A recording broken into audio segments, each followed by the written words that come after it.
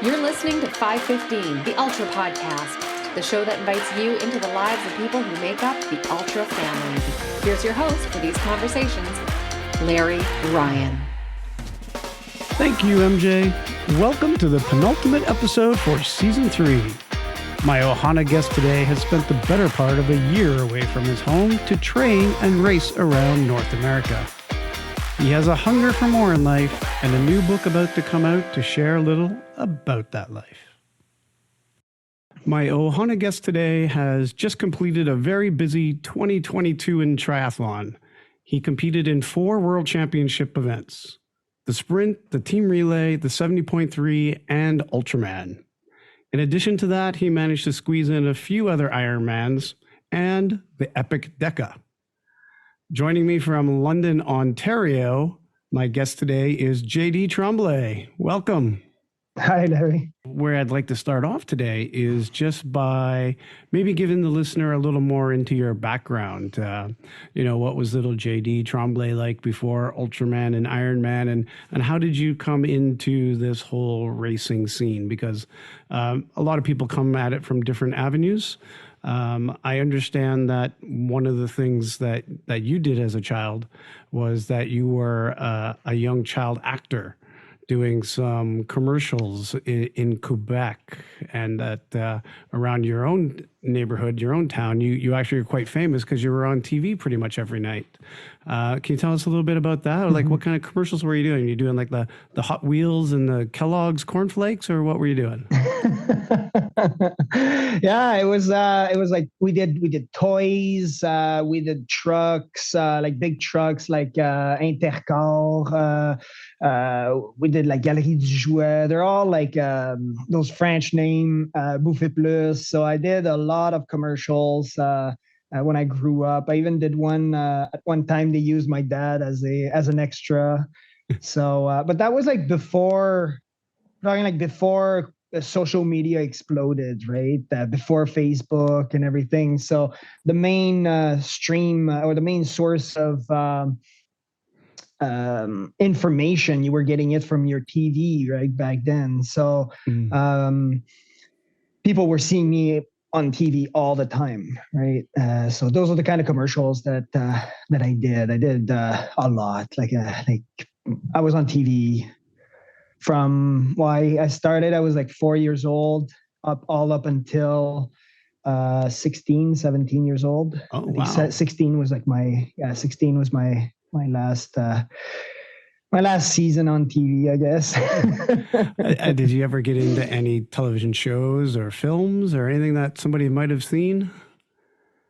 No, I wanted to, but by the time I did that, I was suffering from there was a lot of bullying, right? A lot of bullying when you and there was no one that just picked me up and told me, it's all right, like these kids are doing it to kind of tease you. And now I know better, but back then I just didn't know. And my parents were in they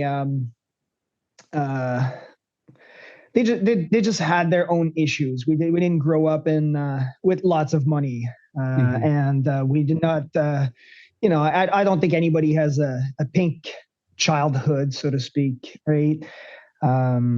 So it's only when I hit like 17 years old, that's when I joined the military instead of going into TVs and college. I just didn't know how to approach those agencies to become an actor, or I was quite famous. And a lot of people knew me, but at the same time, I think that you need 2 things to be an actor or even a professional athlete. You need to have this drive for success, this hunger, and you also need to just let other people just be themselves and just do what you have to do, right? You have to let them talk, right? So those are the 2 attributes that I did not have at the time, and I did not have a mentor. So I chose the military route at the age of 17. I signed up. I even went to my mom and I told her, look, here's the paperwork, and that's it. I mean, I'm leaving. That's it. Oh, wow. Yeah. So instead of going an actor, I chose the military route, and I think it was more of a safer route, right? So. And so then you go to the military at the age of 17. What branch of the military did you sign up for? I signed up for the Navy. I felt it was kind of like a safer kind of choice. I knew how to swim at the time. So I was like, okay, you know what? Even though they give boats, I kind of was attracted to just, traveling around the world. I didn't know much about it, but I knew that the Navy moved around a lot compared to other branches of the Canadian Forces. I don't know. I felt the calling essentially to just go there, and I enjoyed the traveling and the experiences. And then what did you do when you came out? Did you go back to college, or were you doing college while you were with the Navy, or what's the schooling like? I came out and I went to college. I was very blessed that one of the college picked me because I did not really have good grades in high school. And so they got me as like a mature student at that time. And by then I knew what I wanted to do with my skills, but I just did not know how to get them. So I joined the Loyalist College, and I did construction engineer technician. And I thought I would be building houses for people. That was my goal. My goal was to wear a belt and with tools and a hammer and build houses. And I really had this drive, and I wanted to build houses for poor people. That was my goal. And it didn't turn out that way, because one of the guys that was sitting beside me, I mean, we're doing like some drafting on a computer for a house, and I'm like, why am I doing this? Right? This is, I want to be outside in the heat, banging tin, and putting shingles or lifting heavy things, and being this right. guy who, which again, I'm not able to grow hair on my chest. So I thought maybe that was going to help or something, And and one guy told me, he's like, well, you're in the wrong program. I mean, you're in construction engineer technician. As I went back to that, I remember I went in the office of that counselor, and I was like, why am I in construction engineer technician? And she's like, well, if you want to swing a hammer, you can. Now, just, do what you wanted to do. Just go build houses, but you're going to be drafting. And if you want to swing a hammer, you can. And I was like, oh, I thought I joined the wrong program. But one thing led to another, and I finished at the top of my class. So I finished, I was number one. I finished like I had very good grades. I concentrated in school at that time. I knew what I wanted to do. And so that's why, to me, education was the path to go, because at that moment I knew what I wanted. But when I was 17 years old, I was bullied, no self-confidence. Even though I was on TV and I was famous, I just did not know what I wanted. And now at that moment, I finally knew, okay, you know what? Like, I have this deep desire. I know what I want to do, and I'm going for it. And so by finishing at the top of my class in college at Loyola College in Belleville, I put my application into a program called Integrated Engineering. And that's in the only place they give that, right now, is Western University. It's in London, Ontario. It's all the field of engineering into one program. And I decided to join, but you have to apply, and it's extremely restricted. And I did apply, and I was chosen. So I was very happy with that. I think it's because, they used the grades that I had in college. And then did you end up taking on a job in that field? Is that what you're doing now for employment? Through university, what I did was I started purchasing real estate. And so I made money through real estate.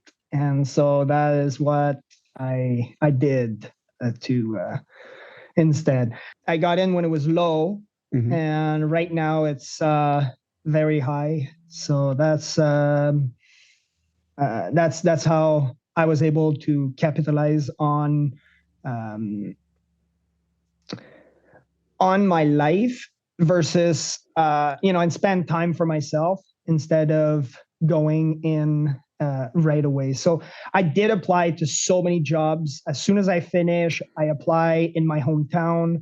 I applied in Toronto, in Ottawa. I even called my buddies who do work for great engineering firms, some in Ottawa, Montreal, and I had zero interview. And that was last year. I got one phone call back, and it was to know if my friend was going to come work for their company. And I was like, are you kidding me? Like, this is ridiculous. Like, I was like, when the saying is God closes doors. When God closes the door, it is shut. Like, there is no turning back. Like, that boat is sailing. I mean, it was not opening no matter what I was doing. And we're talking like, I went to firms. I tried. I gave my resume. People are looking at me. I'm presentable. I think I am. I mean, I showed up. I put my resume, and it was shut. That's it.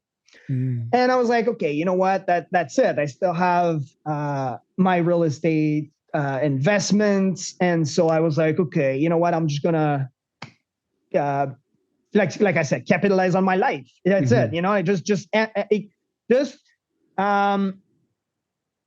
just enjoy myself. That's it, right? Yeah.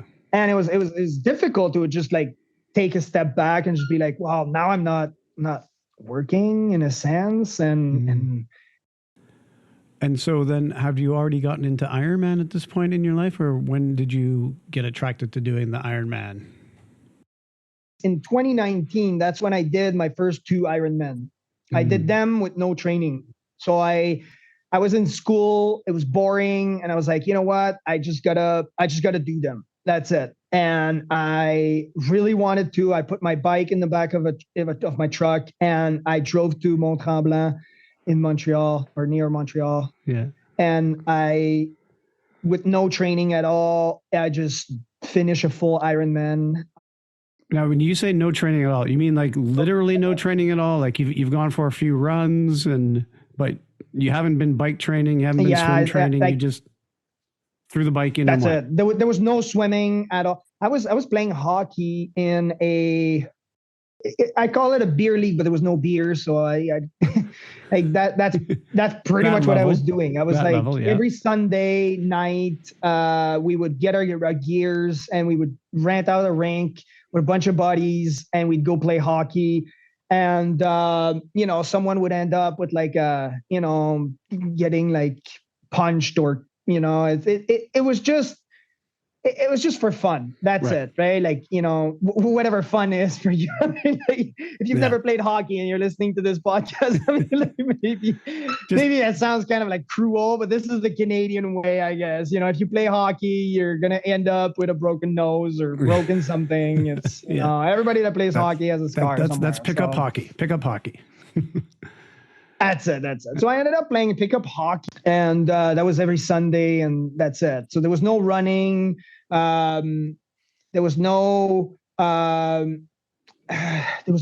swimming. I was not even like, I never went to the university pool until I finished my second Ironman, and that when I finished my second Ironman. So I'll get to that. But My bike, I had a bike and I had not rode that bike. I got that bike in 2014, 15. And I did not even ride it. 15, early 2015. And I did not even ride it before the Ironman. I have a picture of it when I put it on the trainer and that's it. Like I put it on a trainer and I never rode 180 kilometer, never swam 3.8, and I never ran a marathon in my life. I just knew that I was like, okay, I just got to put myself through that. It is a bucket list. I want to do it and I don't care what it is. I was surprised. I was like, whoa, it cost $1,000, almost $1,000 for registration. I was like, oh, this is so much money. Whoa. It was like, how naive. I slept. Yeah, I know exactly. Until you get to Epic Deca, right? So I get over to Tremblant. I slept in the parking lot. I was saving costs everywhere I could. So I did that. And then I came home the Monday. And then no pain, no nothing. And one of my buddy was like, he was like barely walking for the next 2 weeks. The next 2 weeks, he was barely walking. And we did the exact same Ironman. Mm-hmm. And I said, well, I don't know. I can do squats right now. I can start training, but I don't know. I don't train triathlon, right? Little did I know. So I'm back in school at that time. I'm in the back of the classroom and I think it's boring again. I'm like, you know what? I really liked the Ironman, like that feeling that, and so I said, you know what? I'm going to register for another one. So I did. While I was in the back of the class, I went on my phone. I signed up for another Ironman. Kentucky, Louisville. Mm-hmm. There is, that's where the Ironman was. I drove there, did the Ironman, and we're talking like 14, 15 hour Ironman, right? Like mm-hmm. They canceled the swim in Louisville, but I mean, like it wasn't like the best. Like it was not like, I was finishing. It was like very late at night. Right. My immune system was crashing, but I knew that I loved that. That's it. And that is when I approached a coach here in London. So after the Ironman in Louisville, now mm-hmm. I have 2 in my pocket in the last 2 months. And I still don't know what I have. I'm just like, that's it. And the guy goes, well, when did you do your last Ironman? I say, oh, last week, and he's like, well, you're not even injured. You're not hurt. There's no, I said, no, that's it. Like, not mentally, not physically. Like, you're just like, I'm like, no, I actually think better when I do these kind of things, right? And I was like, what? He's like, that was last week. Like, he's like, okay, so what's next? And I said, I always wanted to do an Ultraman. Like, that is something that is like, boom, I want to do that. We will hear about JD and his Ultraman Canada experience in just a minute. But first, I wanted to let you know that in the next episode of the podcast, I will be having conversations with not 1, but 2 world champions. Didi Griesbauer, who just won the Ultraman World Championship this past November, and Yvonne Timewell, who won her age group at the Ironman World Championship. Here's a small preview from Yvonne. That's one thing, yeah. I incorporated every morning when I would get to work. I was in the change room and nobody was there because I was there early enough. And I'd do my little core exercise where I'd be on the bench and I'd do 100 sit-ups this way, 100 this way. So every morning I'd do like 300 to 500 sit-ups. And I swear that worked too, right? Because the core is so important and we forget. We just think, as triathletes, we're just swimming, biking, and running. And we forget about those little in-between things. So this year I definitely looked at those little in-between things, but again, not a lot of junk miles. That Champions Edition will be coming out fresh in the new year on January the 6th. All right, let's get back to JD and his Ultraman. When I got the acceptance from Ultraman Canada, I was very, very excited, right? Like I was very excited because all the doors were closed. I thought I had lost years of my life. I mean, I just, I'm not in the military anymore, so I'm not a soldier, or so to speak, and I'm not, now I'm not even an engineer. Like, what is that? And I discovered a different side to engineering that the school, doesn't put emphasis too much on it. And sometimes it's just the process. You might not be an engineer in the sense of like being the engineer, but you are, you still build this process that you're putting into your head. In the sense, one of the process I learned was I did all my research. So as soon as I heard Ultraman Canada, I started contacted a whole bunch of people, like previous people who did that. And they helped me. They were like, yeah, very, very helpful community. Then I built a prototype in the sense that I was like, okay, what do I need? What kind of stuff do I? And so I prepared myself. I tested the prototype, went back to the drawing board, so now I needed to fit my bike, to do all of these. So at that time, I started approaching companies, and that's the process that I built. And I just did that. To me, I thought was natural, but those are certain things that, you're using your engineering mind to create your training and your plan that product you need to get successfully through the Ultraman. Yeah. And when I got to Ultraman Canada, even my crew looked at me. They're like, "Do you realize there's not many people who are prepared like you are?" And I thought everybody prepares like this, right? And little did I know is that, so I did. So that was my first ultra, was last year. I thought it was difficult. It was my favorite race because, it's my first one. So I was very excited. Yeah. But I was very scared before that. I was like, wow, like it's an Ultraman. And I hear a lot of people are like, whoa, like this is a long race. And don't get me wrong. I mean, keeping your body at peak for 3 days, it is demanding. But I've seen people now that, I mean, Shane, if I can name drop, I mean, I hope I can, I love you, Shane. That guy. You're talking Shane Mascarin? Last year finished Ultraman Canada, and 6 months before had a shoulder surgery 6 months prior to an Ultraman Canada. So you can finish these kind of events. It's just at a slower pace, and you just got to put your mind to it. Like it becomes like a mind game more than a physical game, way more than a physical game. I've seen people who are horribly out of shape, like people who let's not name drop them. Let's no. but they still finish. They still managed a way to finish, and that is remarkable because now it shifts their mind to understand that now they can accomplish so much more than what they can. So now I moved to, so after I came back from Ultraman Canada, I went to do a couple of other ones, like a sprint and an Olympic. And let me ask you about those for just a second. You did the sprint world championship and the team. You did St. George 70.3 and Ultraman, obviously. I know that you enjoy the Ultraman races for the community, the crew, the Ohana. But which one are you actually best at? Which distance do you think you're best at? I would say the Ultraman. I am the best at.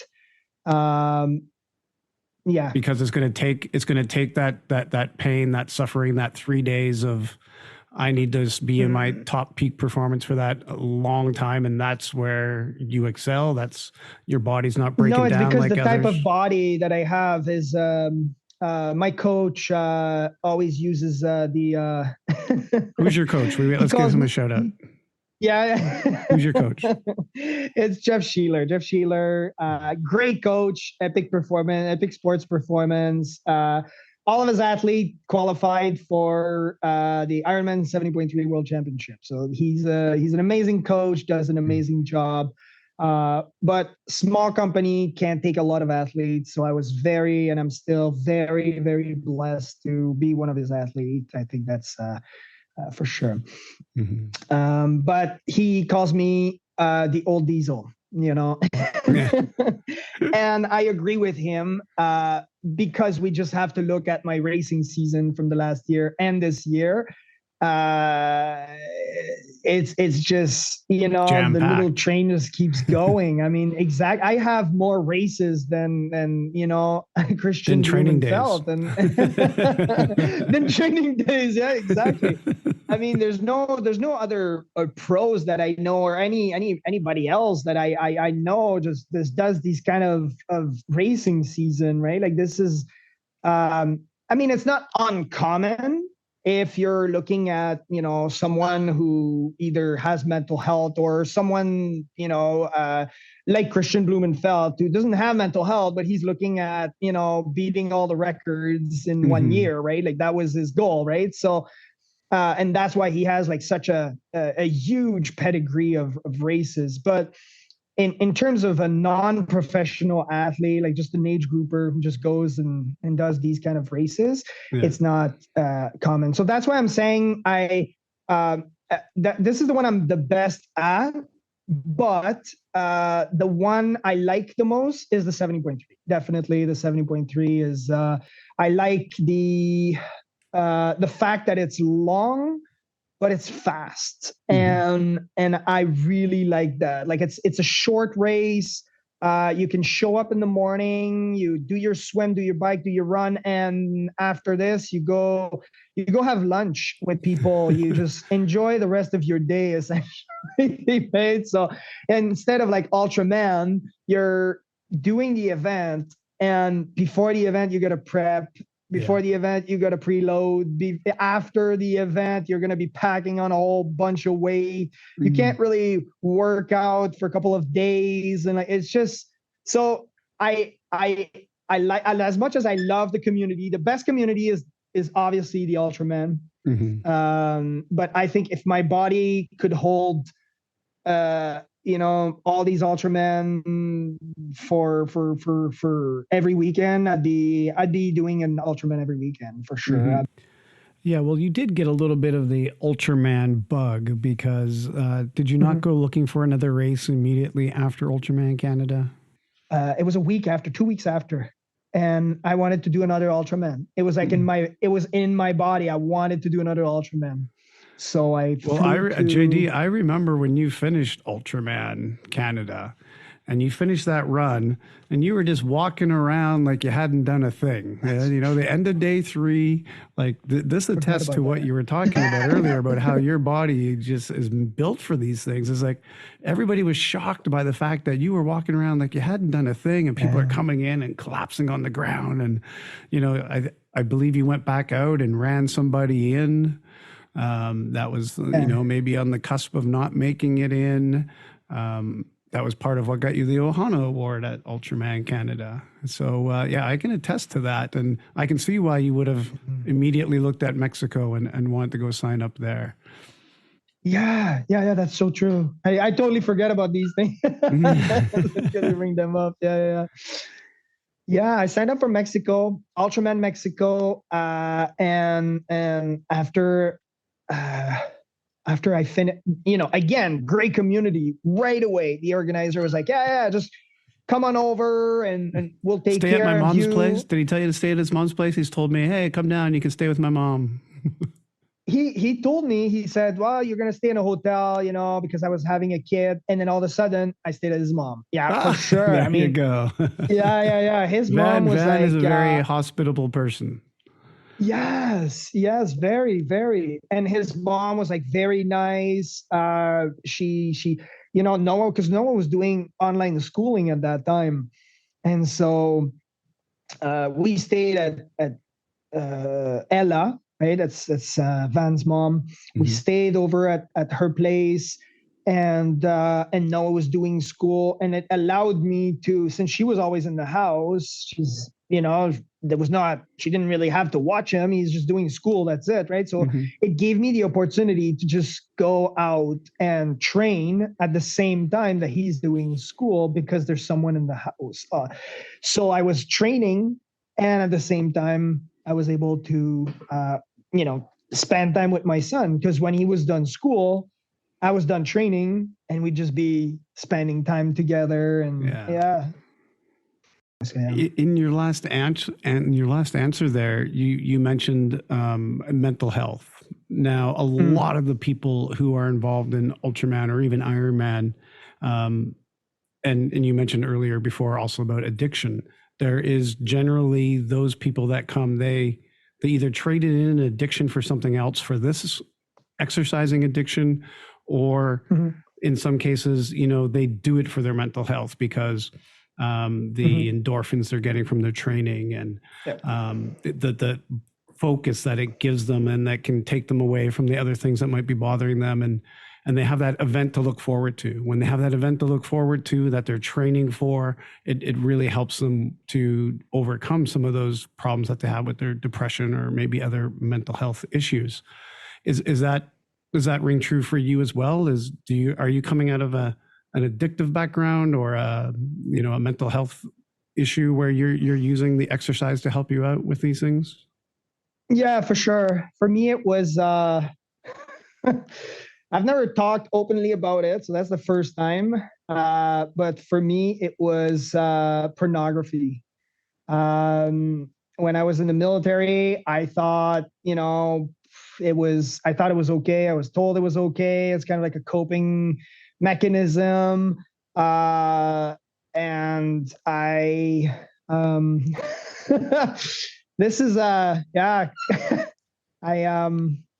like I said, I've never spoke about it, like openly, I speak about it to, let's say, like my close friends and stuff like that. But I think that hopefully this interview can help some people, because I know that for me, it destroyed relationships. It destroyed, I thought it was healthy, right? I mean, like, you're doing it like once a week. I mean, this isn't like a big deal, and there's nothing wrong with it. And little did I know, until I started doing research, that you're surging your brain with dopamine, and unhealthy loads of dopamine.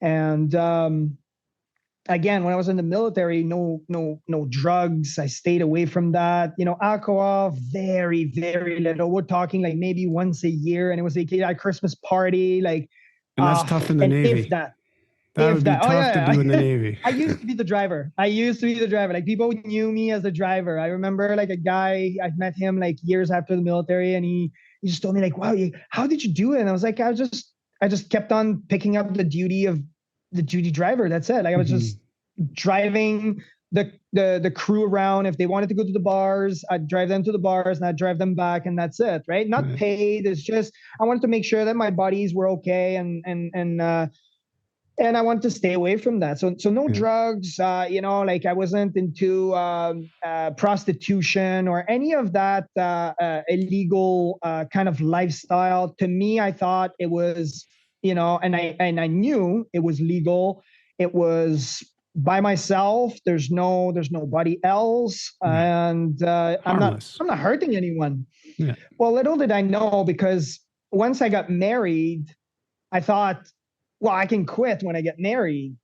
And then I started getting deployed while being married, and you're essentially cheating on your wife. And it's not essentially, it's you are, right? Like, you are, because you are putting your mind into thinking about somebody else when you should be focused on your relationship. And even if you're not focused on the relationship, at least you should be focused on your job, and not so much, even if you have some downtime, you should be focused on, you shouldn't be focused on these types of things. But they're enticing, and again, level of dopamine goes really high. And so I only started researching this after I was in university, and one of the video, I can't remember exactly what it was, but one of the video on YouTube was about, again, levels of hormones and sexual behaviors that are with masturbation. And wow, that was kind of like an eye opener. At first, I was like in denial. I was like, come on, it can't be that bad. It can't be that bad. But one thing that is important to understand is that, you see, I could put the blame on the fact that I had a difficult childhood. Like my dad did this, my mom did this, joined the military, and what you see, what you do is not pink. And, but at the end of the day, you got to go to the source, and the source is not necessarily what happened before. Like all of a sudden, all those stimuli are completely removed. Like my dad was not there, my mom is not there, right? Like all of these things that happened in my childhood, and all of the military stuff, and the mental health that it caused, and we can start pointing fingers at everybody. But at the end of the day, I got to deal with myself. So the finger needs to be pointed over at me. Mm-hmm. And so what am I doing? And so that's why I'm sharing this kind of this part of the story, because this part of the story is very important, because that's how we cope, right? Like we look at people and they're like, well, I live this kind of life, and so therefore I'm taking drugs, and therefore I'm drinking alcohol, and they can look at my addiction and go, well, it's probably less. And until they get educated, they understand that porn is it's out there in the type of addiction, and it's out there because it's legal. And let me put it very bluntly. I mean, when you're my age and you're trying to quit, you're trying to, and you're trying to not necessarily quit sexual behaviors. You're trying to shift your sexual desires to something constructive in your life, which is what men and women should be doing. If we use this type of energy, which again is, in my opinion, the second most powerful force in the universe. I mean, we have love as the first one, and then the second one would be sexual, the sexual force, right? Like, so we have this giant drive. And if we can shift this to have constructive behaviors. So you've now replaced it with exercise. I did. Yeah. That's what I was telling one person last year in Mexico. We met, and I was saying, I would say the statistics, I don't have them, but if I had to put my money on something, I think it'd be a lot of like a solid 90%. A solid 90% of the people either have these type of mental health as a result of some form of addiction, and they use that addiction to replace it with, or to replace that addiction with an ultra event. Now, absolutely. Is this healthy? I think it is in a way, but I think at some point it has to stop, because you have to understand where the root issue is and how you need to attack it. Yeah. Well, listen, thank you for talking about that, JD. I know that it isn't easy for people to speak about mental health or addiction. And like you said, it probably does affect a large number in the community in one form or another.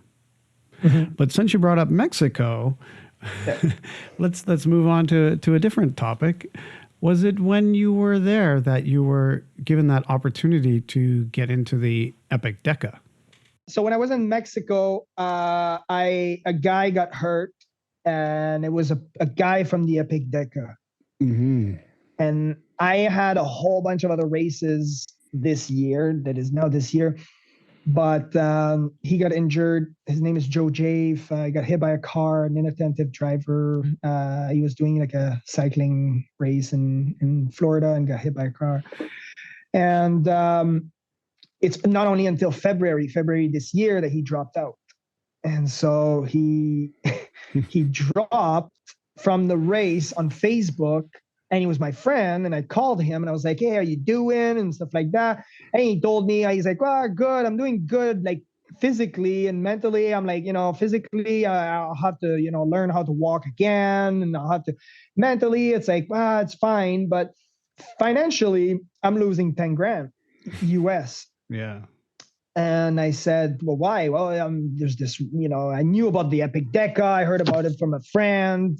And I talked to Chad about the Epic 5. Chad Bentley. Ultraman Canada. Yeah. Chad Bentley is a finisher of 5. But he said, well, only this year it's going to happen. And I don't know what went through my mind. I have no idea. I just said, can I buy it from you? And he laughed, right? He's like, do you know when that race is? He's like, it's in May. And then we're in middle of we were at the beginning of February when we talked. Yeah. And I said, I don't know, as the organizer, see if they, they pick up on it and they allow you to transfer it to another athlete, right? Yeah. Like not knowing that, so he even put it on Facebook, seeing if, I don't know, some random friend would just buy an Epic Deca from him in 2 months. And well, he's an ex-ultra. Well, no, I shouldn't say ex. He's an Ultraman alumni too, so he knows a lot of these crazy people. He's done a lot of these races. True. There's a lot of people out there that'll just drop everything and jump into a Deca. So he said, the organizer approve. If you can find a crew, you can just, that's it. You can go. And I was like, what? I went to the bank. I went to pay him. And he was very, very nice. He said, you know what? It's half it's half my fault. So only give me half. So I'm very, very blessed about this, very generous gift that helped me a lot. And I was able to focus on spending on other things. You didn't have to sell one of your properties to do the race. Yeah.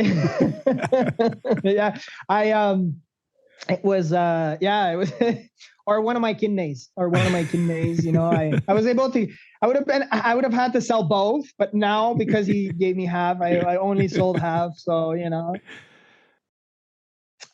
so I started contacting my friends and told them hey, I always started with hey, want to go to Hawaii? And everybody's like, yes. And then you're like, hey, I'm going to pay for this and this and this and this, your flight, your hotel, your food, and it's 15 days. And then they're like, whoa, okay, I'm on it. And then what do I have to do? Right. And you're like, well, you have to crew for me. And then they hang up the phone. Right. So it's kind of one guy who picked up was Shane Mascarin. And he said, that Shane was like, let me talk to my wife. He could not believe it. He was like, how did you get this? And he talked to his wife, and within a day, those people were just like, his wife, Sarah. We're going to, Sarah Mascarin. Yeah.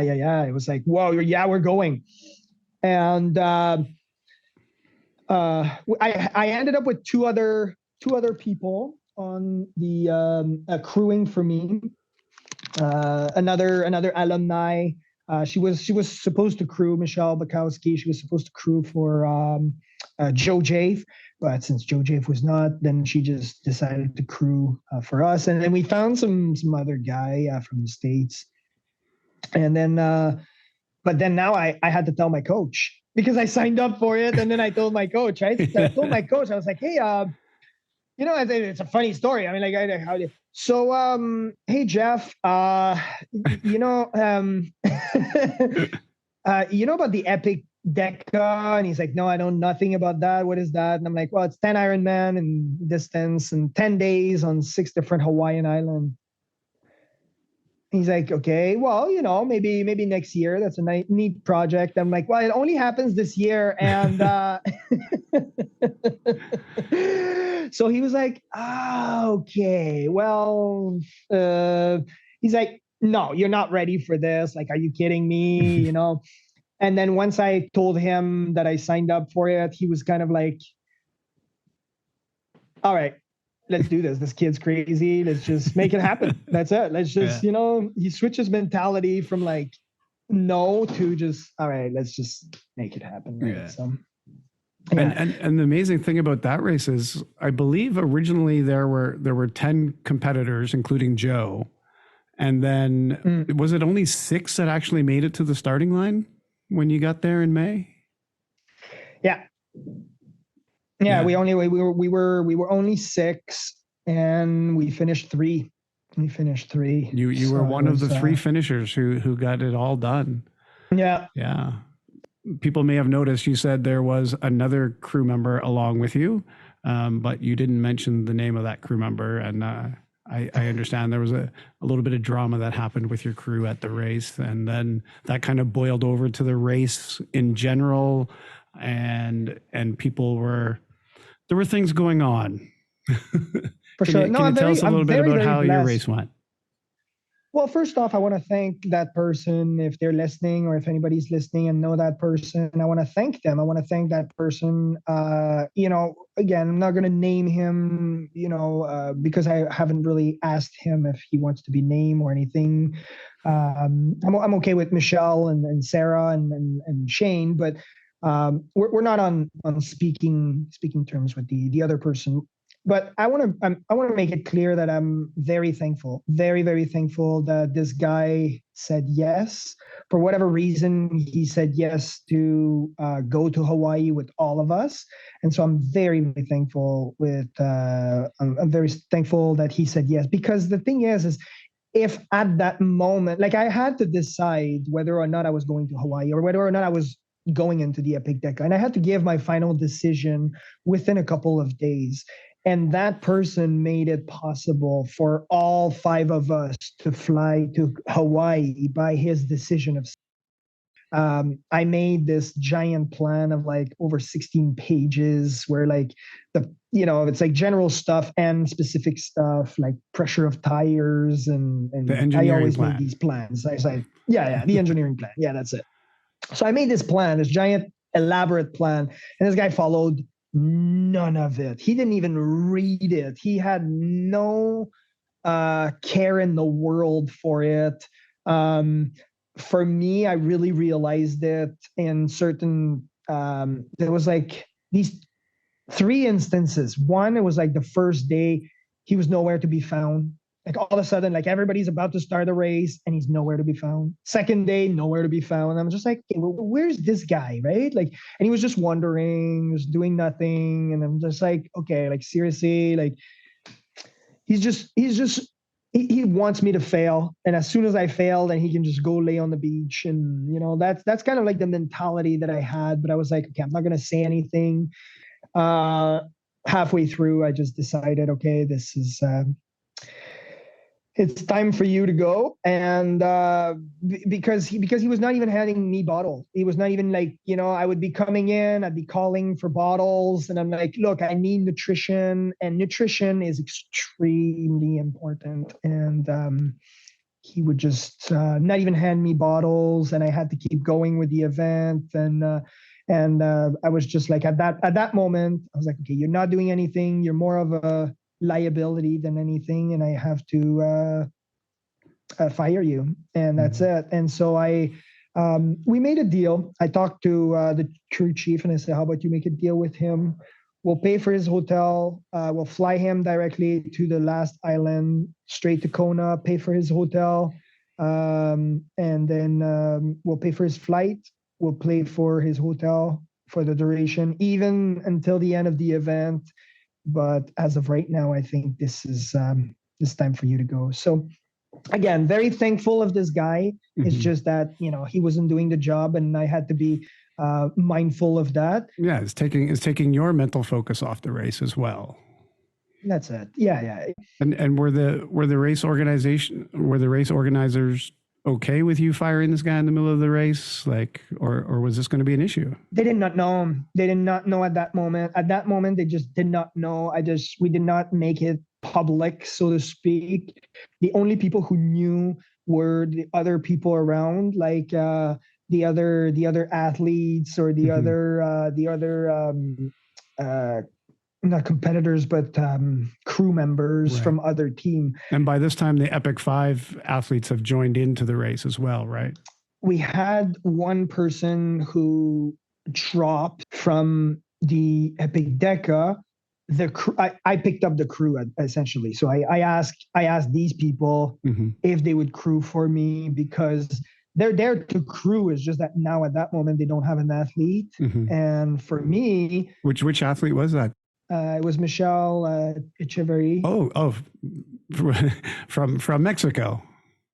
That's it. Yeah. Right, so I knew her. Yeah. And she was very, very nice to allow me to. So something happened with her. Like she was not able to finish, and it's very, very unfortunate. And Michelle was, again, graceful enough to just allow me to pick up her crew and just say, right. You know what, you're about to finish, JD, and I can't, right? Like I'm right. already, out of the contenders race. And so just, take my crew and run with it, I guess. Right. And so we had Paco and Miriam came in. They did a fantastic job. Well, that's quite fortunate for you. That's awesome. Yeah. That's really cool that worked out. So we do get some good stories out of the Deca as well. Maybe you can tell us that funny story about what happened on the day of your birthday. Yeah. I only brought to minimize on space and to maximize on the amount, because we were only allowed to have, I think it was like 2 bags, and then we're allowed to have your bike box and for the charter flights that you're using between islands. That's it. Yeah. So because they're very tiny flights, right? Very tiny airplanes. Yeah. So I to minimize on the stuff that I did not really need, I only brought one shirt that was, not a running shirt, and like a hoodie, and I only brought one pair of shorts. Okay. But what happened is that my crew put it on the ground and someone snatched it. So now I'm at the airport. I'm in my underwear in a girl hoodie.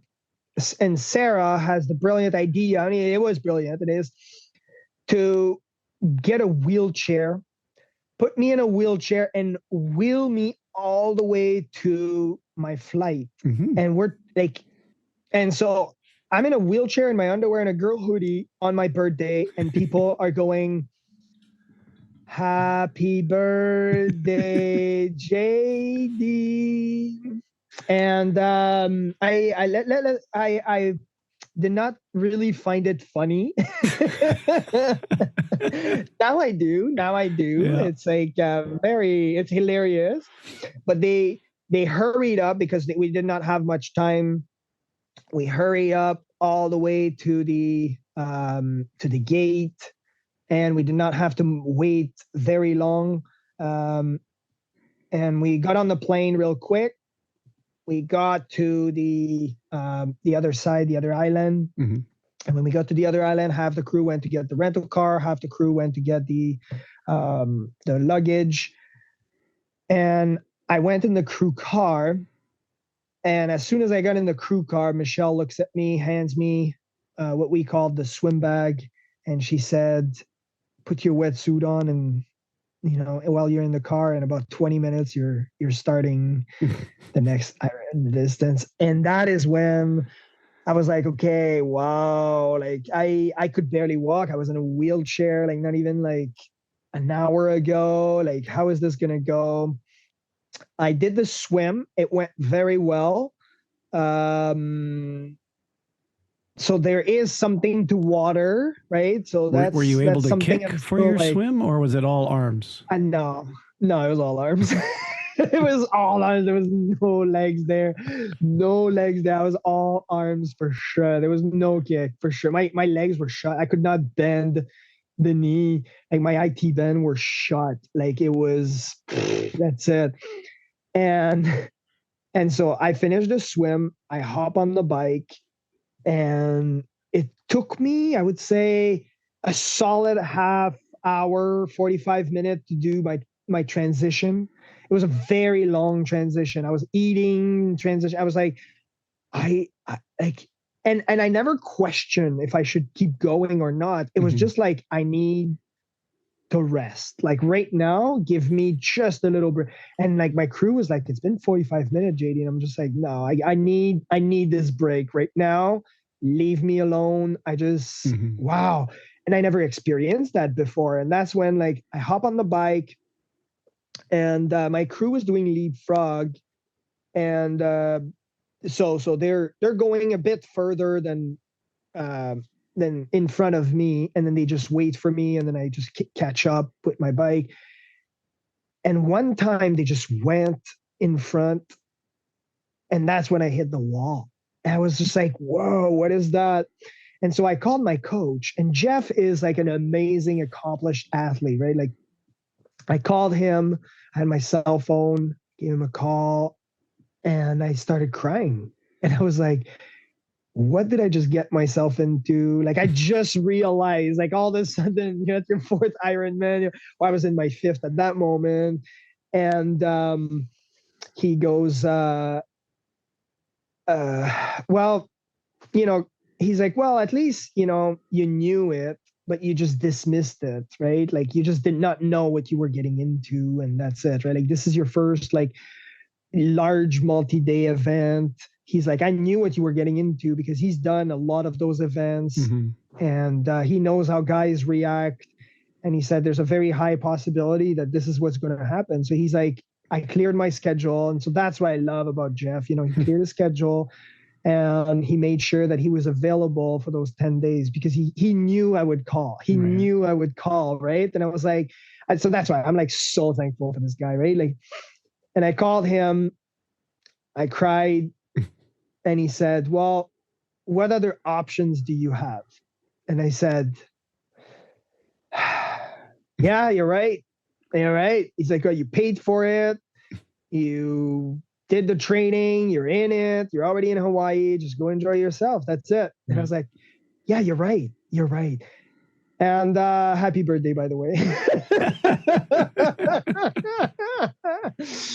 And so, well, JD, any other athlete, they would have had this experience at an Ironman. They would have had this experience at Ultraman. For you, it took 5 days to get to that point. Exactly. Yeah. So I did hit my wall. That was my wall. I was on the side of the road crying. I knew I wanted to keep going. And it's kind of like a feeling that I don't know how to explain. But if anybody hits the wall ever, my advice is, just acknowledge that there are feelings. Okay. Just go on the bike and your body will do the rest. And that's what happened. I have no idea what happened after that because I got to be honest, I just had fun. That's it. Like I was stopping on the side of the road making videos. I was like at a point where I was just like past pain. I was okay with the blisters. I was okay with the tightness in my I was past that point. And so I just kept on going, and it did not take long for my mind to just kick back in. All right, so you finally finished day 10 of the epic Deca. Tons of fanfare, thousands of people at the finish line. I've used this one before with Chad Bentley when he was talking about Epic 5. No, it's not like that at all. Tell the listener what it's like when you finish Epic Deca and how you're feeling at that point, being, one of only 3 people that get to finish, the only Canadian. Tell me what comes over you during that time after all the trials you've been through during the event. It was the worst feeling of my life. Like one of the worst, okay? But it was how do you mean? It was because I thought, okay, I was under the impression, I heard about stories of this guy who did this giant triathlon in the UK and got knighted. I mean, like knighted. I mean, like the queen knights you. You become a knight of the queen. I was like, dude, I'm going to come back home. I'm going to be the only. Imagine I was thinking about it. I'm like, there are only 3 people in the world that did this. 1 Canadian, 1 American, 1, sounds like a bad joke, but it's not. 1 American, 1 Canadian, and 1 guy from the UK. And I go, dude, I mean, if there's only 1, I mean, where else are they going to get their information about not just this race? There's not a lot of Canadians that even finish the Epic 5 either. But I think we can even count them on our hands. I mean, the amount of people that finish the Epic 5 and the Epic Deca will never happen. I'm like, this is going to be amazing. So first off, you think, well, anyway, I thought this was going to be a big parade. You made this as a joke, but you brought it on to yourself. I mean, like we were going to talk about the parade that I thought I was going to be having. I mean, the whole balloons and everything, Marching band. For sure. I mean, and then I just thought that, because Ironman 8, 9, and 10, they do it at where the Ironman course goes. And so we saw dolphins. Like we swam with dolphins. I thought that was part of my parade. I was like, this is gonna be, whoa.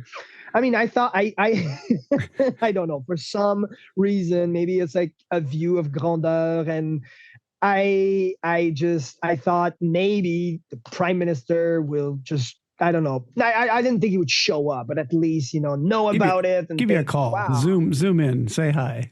Yeah, at least, or I heard about this other athlete who swam, this girl, and she did a long swim. Again, no name, but she did this long swim and gets these like awards again and again, like congratulations, and that's from directly the prime minister's office. And I'm thinking, well, dude, I mean, if I'm the only Canadian, what's going to happen?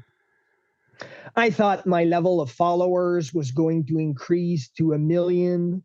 I thought that, I heard, because for me, I started, when I started researching about these kind of people, I looked at people like Rich Roll, and I thought, this guy is, amazing. So we're talking money. We're talking fame, we're talking followers. And at that time, I did not even have an Instagram account. I rarely go on Facebook. So I have like a bunch of pictures all mashed up together that are with like an old phone. So not good quality, it's kind of just like, and I'm expecting 1 million followers, and no one, I realized that no one knows about that race. Now, it doesn't even stop there. My crew, when we booked the flights, decided, because, well, they have to go back to work. So I totally understand. As soon as the race finished, it was the morning of, okay, I went to sleep, okay? That's for sure. I went to sleep. But after the sleep, that it was the next day, we had the ceremony. And after the ceremony, my crew was leaving. So imagine I'm on like one of the most beautiful, this is like, it was not even windy at that moment. It was nice, clear skies. It was beautiful. The beaches are amazing in Hawaii. And on top of that, I'm living a dream. I'm at the Ironman the Ironman, that's where they do the Ironman World Championship. It's just down the street. And I was at the hotel that I rented at was literally the hotel where they do the start of the start of the swim. I'm right there. But I can't bike. I can't run. I can't swim. My crew was gone within a day. I have no friends. And my dad calls me and he's like, hey, how's it going? I'm like, I don't know. I don't have anyone. I want to share it with people, but I don't there's nobody. Now, let's take that, okay, into account where my body, when I say shut down, I have never lived this before, but I was not able to stimulate my body in any way. Okay. And by that, I don't mean what I was used talking about to do earlier. I mean, nothing. I would be going, and I found out when I usually put headphones and put some music, and all of a sudden the music is like aggressive. And I'm like, okay, well, this isn't like aggressive music, but all of a sudden I'm trying to listen to classical music. No, nothing. So I go in the shower. No, I can't feel anything. I go with a really, really hot shower and my skin turned red and I could not feel a thing. So I'm alone. I can't feel a thing. So I went to this tattoo shop and I said, hey, I've always wanted to have a giant tattoo. And this guy says, well, my entire afternoon is cleared tomorrow. My entire afternoon is cleared tomorrow.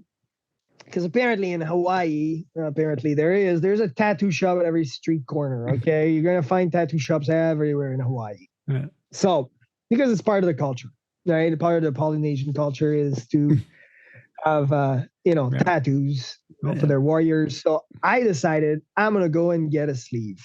Okay. I got a half sleeve because the guy ran out of time to tattoo me. Not because like I'm in pain or anything like this. I laid on the table, put on my headphones so I would not hear any noise. Okay. So no music, no nothing. I'm just like laying there. I'm just looking at a ceiling. And this guy for 5 hours tattooed half my arm. And I could not feel a single thing. I mean, I went to Hawaii like a week ago and I was like, okay, I got to try that. I went to the same tattoo shop, same guy. And I told him about this story. He was like, yeah, you're memorable. Oh, for sure. And I tried it and I got a tattoo 2 weeks ago and it was hurting. And it was not in a sensitive spot either. Like, it's on my arm too, but I was feeling pain now. Right. And so, I was still able to handle the pain, but there was like, you're talking about needles for 5 hours going inside of your body, and I could not feel a thing. And so that's why I'm saying it's like, when people were bullying me, when people were physical with me, when, at least I was able to feel something. But at that moment, I was lonely. Nobody reached out. Nobody. Like, it was just, you're in an empty room. You cannot even turn on the light because even the light is aggressing your eyes, or I don't know what you want to call it, but like it was a horrible feeling. Yeah, I guess for all of the aloha that comes with the ohana out there, sometimes we just got to remember to reach out and help people to celebrate. Yeah, for sure.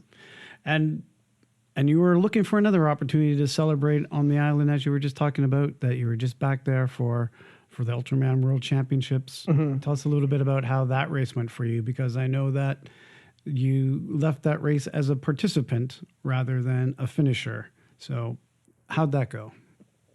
What happened is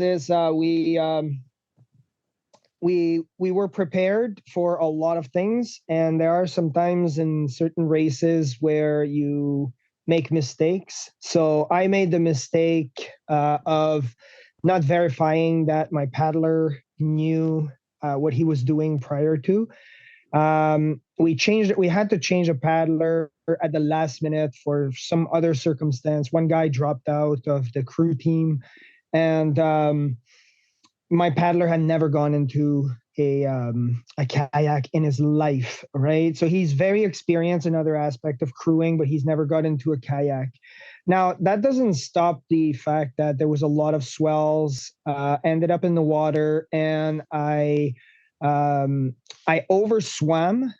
and I was already tired, right? Like I had a very big season. I was already tired. So we have to take that into account. I started puking halfway through. It was very difficult to keep going because now at this point I have no more nutrition in my body. All the preloading that I'm actually acting up on preloading at that point, right? I was very happy. For me, it was a success. Like the whole thing was a success just based on the aspect that I finished the swim. Because I think it was like a challenge. Like it was a huge challenge for me based on previous races that I've done. The swim would have been the biggest challenge. So I finished the swim in 5 hours and 40 minutes. That's the most I have ever swam in my entire life. And I got out. I puked all over my transition towel. I rested for maybe 30 seconds. Is that from drinking the seawater in the swells? Is that what was doing it? Yeah, the motion sickness and I drank a lot of salt water, and I was going all over the place, and I spent way too much time, right? So I finished, puked all over the towel, rested for about 30 seconds, and then hopped on my bike, and I biked for I think a bit over like 6 hours, right? And at one point, one of the guys stopped me. One of the officials stopped me, and he told me to put the bike in the car. So I wouldn't have finished the race regardless, right? Because the swim was very long. I was about 10 kilometers away from the finishing. And I think there's like a funny aspect to it is that, when we got over to the finishing line, I put the bike in the trunk of the van. We got over and we had to register or deregister, I guess, with the organizer. And the organizer said, well, even if you would have, you're DNF regardless, right? You are DNF because you did not finish, you're 10 kilometers away. But even if you wouldn't have, you would have been disqualified. And I said, well, why would have we been disqualified? I mean, like, what's going on, right? And it's a funny story because what happened is at Ultra MX 515, right? And in other races, like in Mexico, you're allowed to drive with the door open, film in back of pickup trucks, and throw bottles from, like the roof of a car, and fly drones, and what else did we do? Oh, yeah, that's right. My dad, I flew him just for driving as well, right? And he one of the guy told him like, well, just direct follow it's much safer. And one of the official caught us and he gave us. So we had 3 strikes, and it's very funny because now we have all the footage. The video is going to come out of what not to do in Hawaii Ultra to get kicked out. But what we told, anyway, we told the Ultra MX group, we have like a group and like a chat group, and we told Van and everybody that we brought the Mexican way over to Hawaii, and they did not like it. So yeah, things are definitely different in Mexico for sure. And Mexico's really kind of touched you. You were immersed there for a little bit, and I understand that you've started a race over there for kids. Can you tell me a little bit about that? One of the best thing that we did, and that's what we're doing right now, is we put on a race. And we put on a race for kids that are outside of Mexico City. We put on like one race, and those kids sometimes don't have the money to go to their meets, or they don't even have enough money to go to their other, like the races outside of their own city. And when we're talking poor, I grew up poor, but I'm talking very, it's much different when you're in Mexico poor. Third world poor is different than first world poor. Exactly. And these kids, sometimes they have those opportunities, but sometimes they don't see them, and they need somebody to just be there and show them that there are other opportunities and open these kind of doors. And so that's what we're doing right now is we are putting a GoFundMe. There's a team called Altis, and they are in Mexico. And we're going to put a race next year for sure. But what I'd like to bring this year by putting on the race is to be able to provide some funds directly to the team to be able to help with the race, and because we're not putting a fee on the race, right? Like we make the race registration like free so that people just go and enjoy the race, and also this year I funded it, and team members of Altis, but this year we want to bring more money, and this money is going to go to help the kids go to other races in other city, maybe like sometimes it's So gas basically money. you're setting up a race for free for the kids that is being funded through Altis and other sponsors, and then you want to do a GoFundMe to give like a scholarship type of thing to some of the racers to then go on to another race to experience that part of the travel and going to another race.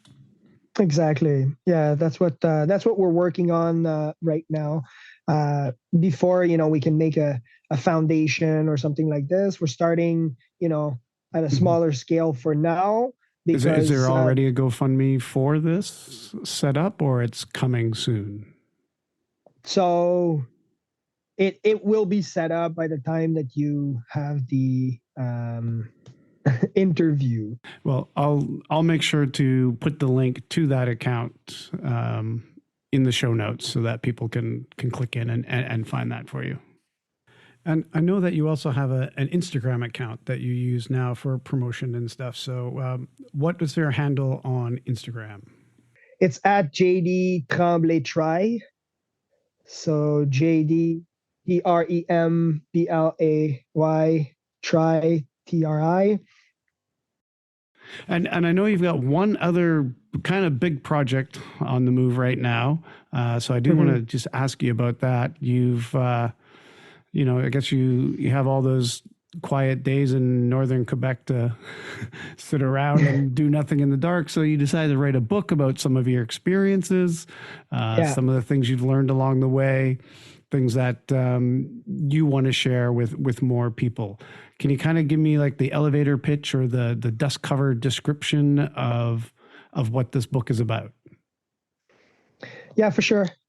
So like you said, right? Like after the epic Deca, I was, lonely and no stimulation. And so I decided to look at, or I already looked at how other people succeeded in doing what I just did. And I took, for example, Rich Roll, who, as soon as he finished some of his races, he started writing a book. And so I thought, well, I'm just going to start writing things down. And it took less stimulation to just start writing things down than to watch a screen and stuff like that. So I started writing, and I had a lot of time on my own. And I was wondering why I was able to do all of these things and survive, essentially. And so I discovered that for me, it was this hunger that I always had, that I always wanted to grow, that I always wanted to survive. And so I had this deep hunger for more in my life, and this deep hunger to be able to help others and to serve others.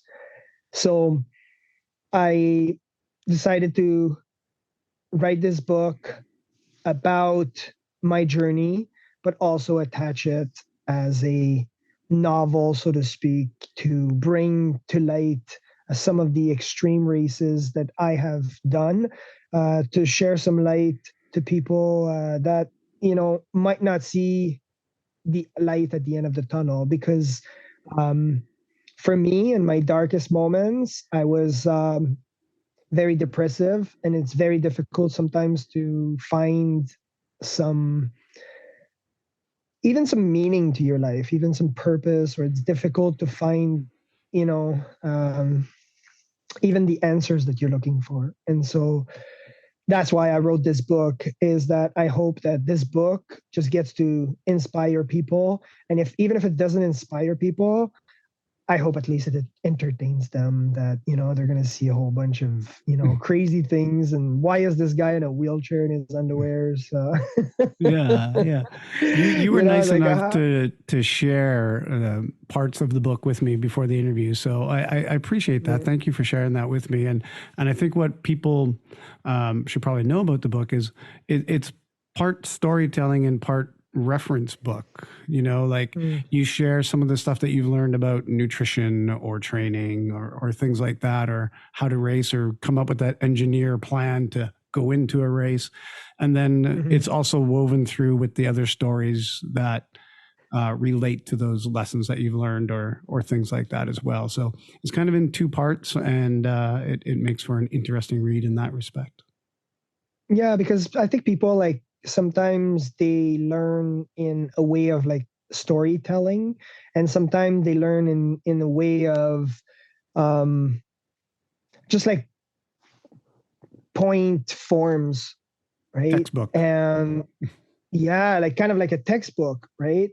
Right. It depends what you're looking for into this book, but I think that overall everybody's going to get something, at least one piece of information that is going to be out of them. And I hope that it's going to be encouraging some people to just, when life is dark and it's depressive and you might not see just a little light, I hope, at least they pick up that book and just give it a read and see, because I was in that spot, and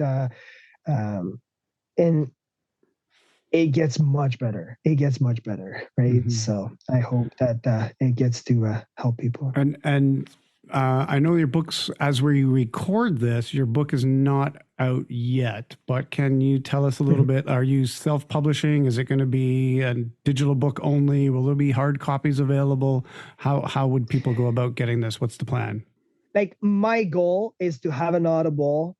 And right now I am writing the book in English, even though my first language is French. I want to... Eventually, I would like to translate it in French and in Spanish. But for the time being, it will be hard copy on Amazon. And do we have a title? Hunger for More in Life. Thank you, JD, for coming on and sharing these stories. And, you're only one of 3 people that I can talk to who finished the Epic Deca. I talked to Julian Summers before the Epic Deca. He came on to talk about, I'm going to go do it. And I've had Michelle on, she was talking about her new race in Texas with Van. Yes. But you're one of only 3 people who can tell me what it feels like to finish the Epic Deca. So thank you for coming on and sharing those stories and all the others that you shared. For sure. Yeah. No, I thank you for having me. I mean, it's to be with you. It's been a pleasure for sure. Hey, if you liked what you heard today, please tell a friend and be sure to subscribe wherever you get your podcasts. We'd appreciate it if you'd rate and review the show while you're there. Drop the names of the people you think we should interview, and we'll get in touch with them and make that happen. Thank you for listening to 515, the Ultra Podcast, a production of 55 Enterprises.